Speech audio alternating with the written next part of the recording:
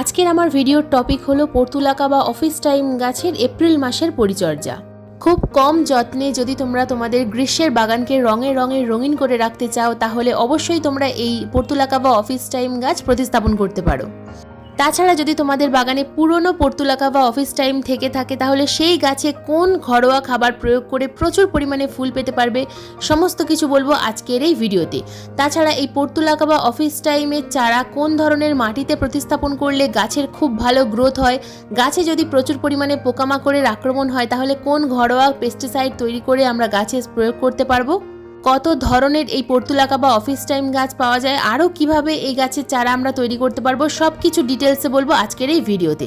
তাই আজকের এই ভিডিওটা কেউ স্কিপ করে দেখো না বন্ধুরা, স্কিপ করে দেখলে কিন্তু অনেক কিছুই মিস করে ফেলবে। নমস্কার, আমি লাবণী, আমার বাগানে তোমাদের সবাইকে জানাই স্বাগত। পর্তুলাকা অফিস টাইম অথবা 9 o'clock বিভিন্ন জায়গায় বিভিন্ন নামে পরিচিত এই গাছ অসাধারণ ফুল হয়, প্রচুর পরিমাণে বিভিন্ন রঙের ফুল ফোটে। খুব কম যত্নে, খুব কম পরিচর্যায় যদি কোনো গাছ আমরা বাগানে প্রতিস্থাপন করতে চাই, তাহলে এই গাছটাই হলো আদর্শ। প্রচুর পরিমাণে ফুল দেয় এই পর্তুলাকা অফিস টাইম অথবা 9 o'clock গাছে।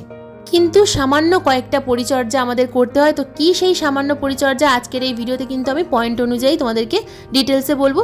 তো প্রথমেই বলবো পয়েন্ট নাম্বার 1, বাগানের প্রত্যেকটা পর্তুলাকা বা অফিস টাইম গাছকে আমরা কোথায় রাখবো? ফুল সানলাইটের মধ্যে রাখবো। কোনো রকম গ্রিন নেটের ছায়ায় রাখবো না, কিন্তু সম্পূর্ণ গ্রীষ্মকাল বর্ষাকাল এই গাছ কিন্তু ফুল সানলাইটের মধ্যেই থাকবে এবং সম্পূর্ণ বৃষ্টির মধ্যে থাকবে। কোনো রকমভাবে কোনো শেডের মধ্যে থাকলে কিন্তু এই গাছে ফুল একেবারেই হয় না।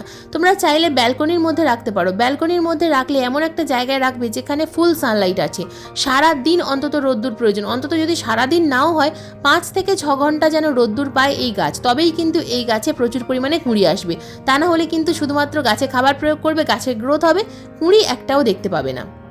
রোদ্দুর এবং বৃষ্টির জল যদি পর্যাপ্ত পরিমাণে পায়, এই গাছের কিন্তু শাখা প্রচুর পরিমাণে বৃদ্ধি পায়। তো এই গাছের শাখা যত বেশি বাড়বে, গাছ যত ঝোপালো হবে, ততই কিন্তু এই গাছে কুঁড়ি আসবে। তো আমার এই গাছগুলো দেখতেই পাচ্ছ যে প্রচুর পরিমাণে কিন্তু কুঁড়ি এসছে। তো এগুলো কিন্তু প্রত্যেকটাই পুরনো গাছ। তো এই পুরনো গাছ কিভাবে নতুন করে রিপোর্ট করতে হয়, সমস্ত কিছু কিন্তু আমি ফেব্রুয়ারি মাস থেকে তোমাদেরকে ভিডিও দিচ্ছি এবং ভিডিওতে দেখিয়েছি। যদি সেই ভিডিওগুলো দেখে না থাকো, তাহলে ফেব্রুয়ারি মাসের ভিডিওগুলো কিন্তু দেখে নাও, আমি ডিসক্রিপশন বক্সে লিঙ্ক দিয়ে দেবো। এরপর আসি পয়েন্ট নাম্বার 2, দ্বিতীয় যে কাজটা আমাদের করতে হবে, এই গাছের মধ্যে কিন্তু প্রচুর পরিমাণে আগাছা হয়। তো এই আগাছাগুলোকে খুব সাবধানে ধীরে ধীরে কিন্তু আমাদেরকে তুলে ফেলতে হবে।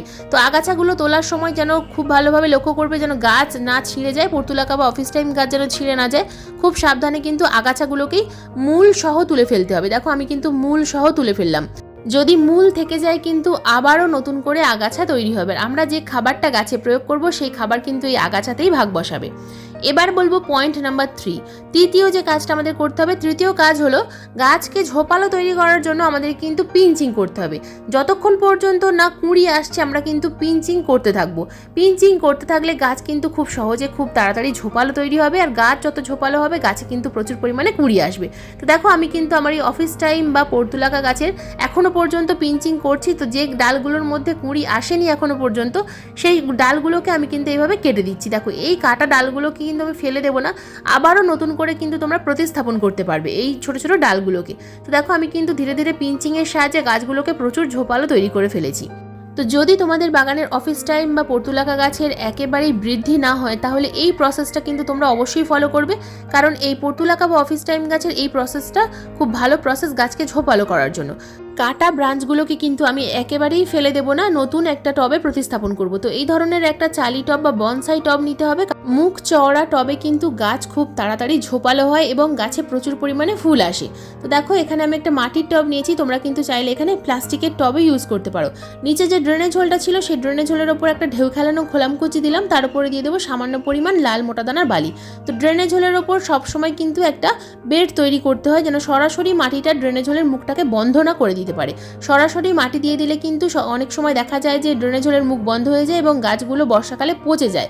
তো দেখো এখানে মিডিয়া হিসাবে আমি নিয়েছি 50% গার্ডেন সয়েল, 40% কম্পোস্ট আর 10% নিয়েছি আমি লাল মোটা দানার বালি, অর্থাৎ হয়ে গেল টোটাল 100%। তো এর ছাড়া আর অন্য কোনো কিছু প্রয়োজন নেই। এর সাথে তোমরা সামান্য পরিমাণ নিমখোল দিতে পারো, আমি এখন দিচ্ছি না, পরে দিয়ে দেবো। তো নিম খোল যদি না থাকে ফাঙ্গিসাইডও মিশিয়ে নিতে পারো, তো কোনো প্রয়োজন হয় না, কারণ এই সমস্ত গাছ খুব তাড়াতাড়ি বুশি তৈরি হয়ে যায়, গাছ কিন্তু কোনো রকমভাবে খারাপ হয়ে যায় না। তো দেখো এই যে 3টে উপাদান আমি ভালোভাবে মিশিয়ে নিলাম। এবার ভালোভাবে মিশিয়ে নেওয়ার পর যে মাটির টবটা আমি নিয়েছি সেই টবে আমি কিন্তু মাটিটাকে সম্পূর্ণরূপে ভরে নেব। তো সব সময় কিন্তু যে দাগটা আছে দেখো টবের নিচে, তো সব সময় কানার উপর পর্যন্ত কিন্তু মাটি ভরবে না, সব সময় একটু গ্যাপ রেখে মাটি ভরবে, কারণ গাছে আমাদেরকে পরে খাবার প্রয়োগ করতে হবে, জল প্রয়োগ করতে হবে। যদি একেবারে টব ভর্তি করে মাটি দাও তাহলে কিন্তু কখনোই গাছ ভালো হয় না। দেখো কতটা আমি গ্যাপ রেখেছি, তো এইভাবে গ্যাপ রেখে মাটি ভরবে। তো এবার দেখো একটা গাছ থেকে আমি কিন্তু বেশ কিছু ব্রাঞ্চ কেটে নেব, এই ব্রাঞ্চগুলোকেই আমি এখানে প্রতিস্থাপন করব। তো তোমাদের হাতের কাছে যদি ব্রাঞ্চ না থাকে, যদি নতুন চারা গাছ তোমরা কিনে আনো নার্সারি থেকে, তাহলে সেই চারা গাছকেও কিন্তু তোমরা এই রকম মিডিয়া তৈরি করেই প্রতিস্থাপন করতে পারবে। তো এখন নার্সারিতে কিন্তু প্রচুর পরিমাণে পর্তুলাকা গাছের চারা পাওয়া যাচ্ছে, তোমরা কিনে এনে কিন্তু প্রতিস্থাপন করতে পারো তোমাদের বাগানকে, ছাদ বাগানকে বা আঙিনা বাগানকে রঙিন করে তুলতে গ্রীষ্মের বাগানে এই পর্তুলাকা গাছ কিন্তু খুব ভালো, তোমরা নার্সারি থেকে কিনে এনে প্রতিস্থাপন করে ফেলো। আমি প্রত্যেকটা ডালকে প্রতিস্থাপন করে দিয়েছি, মিডিল বরাবর, সাইড থেকে একটু গ্যাপ রেখেছি। তো দেখো আমি এবারে দিয়ে দিলাম ভরপুর মাত্রায় জল। ভরপুর মাত্রায় জল দেওয়ার পর দেখতে হবে যে ড্রেনেজ হোল দিয়ে জলটা বেরিয়ে যাচ্ছে কিনা, জল বেরিয়ে গেলে তাহলে বুঝতে হবে যে ড্রেনেজ হোলটা ঠিক আছে। তো এবার আমি 1 সপ্তাহের জন্য এই টবটাকে সম্পূর্ণ ছায়া জায়গায় রেখে দেবো, অন্ধকার জায়গায় নয়, অথচ রোদ্দুর যেন না লাগে। তো এই কিছু দিনের পর থেকে আমরা কিন্তু গাছগুলোকে ফুল সানলাইটের মধ্যে রাখবো। বন্ধুরা এই যে অফিস টাইমগুলো দেখতে পাচ্ছ এগুলো হলো হাইব্রিড প্রজাতি। তো এই হাইব্রিড প্রজাতির ডাল থেকেও চারা তৈরি করা যায়, আবার বীজ থেকেও চারা তৈরি করা যায়। যদি তোমরা বীজ সংগ্রহ করতে পারো কোথাও থেকে, অথবা তোমরা কিন্তু অনলাইন থেকে বীজ কিনে নিয়েও এইভাবে চারা তৈরি করতে পারবে। দেখো এখানে ফুলের মধ্যেও বীজ তৈরি হয়েছে, ছোট্ট ছোট্ট কালো কালো রঙের যে বীজ তৈরি হয়, এই বীজগুলোই আমরা কিন্তু টবে যদি মাটির মধ্যে যে মিডিয়াটা দেখালাম ওই মিডিয়াতে যদি প্রতিস্থাপন করি কয়েকদিনের মধ্যেই ছোট্ট ছোট্ট চারা গাছ কিন্তু তোমরা দেখতে পাবে। এই যে ফুলগুলো ফুটেছে বন্ধুরা, এগুলো কিন্তু প্রত্যেকটা বীজ থেকে তৈরি করা চারা, তাই বিভিন্ন রকমের কালার কিন্তু হয়েছে। তো তোমরা কিন্তু এরকম বীজ থেকেও চারা তৈরি করতে পারবে, শুধুমাত্র এটা কিন্তু হাইব্রিড প্রজাতির পর্তুলাকা গাছই হয়। তো অফিস টাইমে পর্তুলাকা গাছে কিন্তু প্রচুর পরিমাণে মিলিবাগের আক্রমণ হয়। তো আজকে আমি দেখাবো সম্পূর্ণ হোমমেড একটা কীটনাশক। আমার হাতে যে উপাদানটা দেখতে পাচ্ছ এটা হলো হিং। হিং কিন্তু আমরা আমাদের রান্নাঘরেই পেয়ে যাব। তো এই হিংয়ের একটা টুকরো লাগবে। হিংয়ের মধ্যে যে ঝাঁঝালো গন্ধ আছে সেটাই কিন্তু যে কোনো পোকামাকড় তাড়ানোর জন্য খুব কার্যকর। তো এখানে একটা সাদা কাপড়ের মধ্যে আমি কিন্তু এই হিংয়ের টুকরোটা খুব ভালোভাবে বেঁধে 1 লিটার জলের মধ্যে ভিজিয়ে রেখে দেবো অন্তত 15 থেকে 20 মিনিটের জন্য। 15 থেকে 20 মিনিট পর দেখো হিংয়ের এই টুকরোটা কিন্তু নরম হয়ে গেছে। তো এবার এই যে লিকুইডটা তৈরি হয়েছে এই লিকুইডটাই আমি কিন্তু গাছে স্প্রে করব। তবে সরাসরি স্প্রে করব, রোদ্দুরে কিন্তু একেবারেই স্প্রে করা যাবে না, খুব সকালবেলা স্প্রে করতে হবে অথবা সন্ধ্যার সময়। গাছে এটা স্প্রে করব আমরা সরাসরি, যে কোনো গাছে আমরা এটা স্প্রে করতে পারি। যে কোনো গাছের যে কোনো রকম পোকামাকড়ের জন্য কিন্তু খুবই কার্যকর একটা কীটনাশক।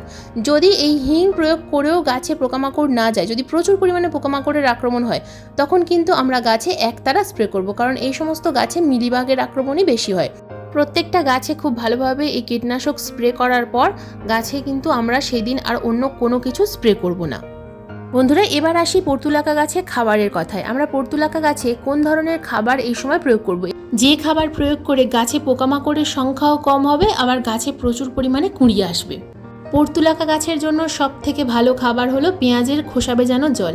পেঁয়াজ আমরা আমাদের বাড়িতে সবার বাড়িতেই প্রায় থাকে। যদি পেঁয়াজের খোসা ভেজাতে অসুবিধা হয় সেক্ষেত্রে তোমরা কিন্তু এখানে কলার খোসা ভেজানো জল প্রয়োগ করতে পারো প্রত্যেকটা গাছে। তো পেঁয়াজের খোসা আমি 5টা বা 6টা পেঁয়াজের খোসা 1 লিটার জলে ভিজিয়ে রেখে দিয়েছি 2 দিনের জন্য। তো এই লিকুইডটা আমরা অন্য একটা পাত্রের মধ্যে ছেঁকে নেব, তারপর কিন্তু এর সাথে সাধারণ জল মিশিয়ে তবেই আমরা গাছে প্রয়োগ করব। 500 ml পেঁয়াজের খোসা ভেজানো জল আমি অন্য একটা পাত্রের মধ্যে ছেঁকে নিলাম। এবার এই 500 ml পেঁয়াজের খোসা ভেজানো জলের সঙ্গে আরও 1 লিটার সাধারণ জল মিশিয়ে নেব।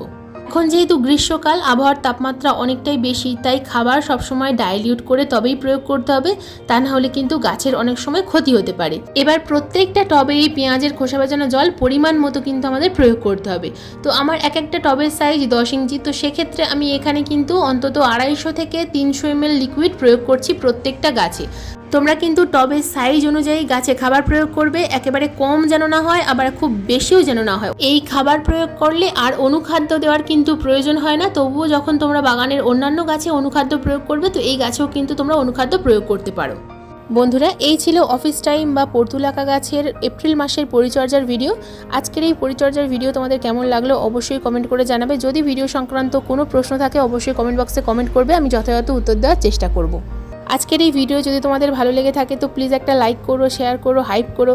চ্যানেলে নতুন বন্ধু হয়ে থাকলে চ্যানেলটাকে সাবস্ক্রাইব করে পাশের বেল আইকনটা প্রেস করে দিও এরকম নিত্য নতুন বাগান সংক্রান্ত ভিডিও দেখার জন্য। কারণ এইরকম নিত্য নতুন বাগান সংক্রান্ত ভিডিও আমি প্রতিদিন ঠিক সন্ধ্যা 7টার সময় আপলোড করি। ভিডিও আপলোড করার সঙ্গে সঙ্গে তোমাদের মোবাইল স্ক্রিনে অথবা কম্পিউটার স্ক্রিনে ভিডিও নোটিফিকেশন পৌঁছে যাবে। আজকের এই ভিডিওটা সম্পূর্ণ মনোযোগ দিয়ে দেখার জন্য তোমাদের সবাইকে জানাই অসংখ্য অসংখ্য ধন্যবাদ।